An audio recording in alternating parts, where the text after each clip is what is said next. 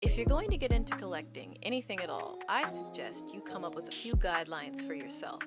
For instance, I collect Hazel-Atlas jars, and some of my guidelines are I only buy them from local stores, so no eBay shopping or any online shopping like that. They have to be in very, very good condition, so I'm not going to just try and make a broken jar work just because it might be rare or I don't have that particular jar in my collection.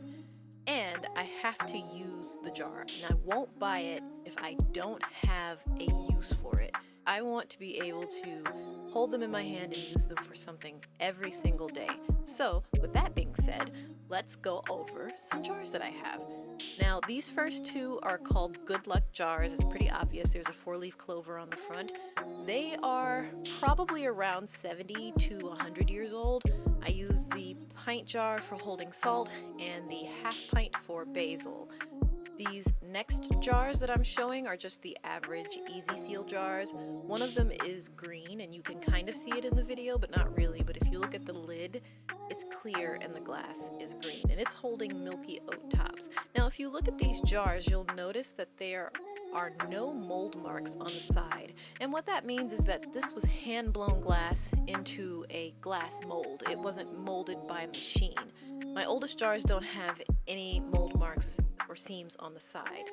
And then this is an easy seal jar as well, but what I'm showing here is that it says bail here on the side, and the reason why that's there is because these jars were repairable. Now, you had to buy the jars and you had to buy the rubber seals like modern Weck jars, but if you had that, you were fine. If the bail wire broke on the jars, as long as you had a notion of how to get the lid back on securely and you had a rubber seal, you can still can with these jars. Now, if you look at this whole fruit jar, there's a couple of things that can let you know that it's actually one of the newer, probably more towards 70 years old than 100. The glass is really clear. It's not very wavy, there's not a lot of divots, and there's no misspelling. It's so stark against the other older jars, and I just love it for that. I use it to hold our peppercorns. That's my collection of jars, and more importantly, those are my rules when it comes to collecting pretty much anything.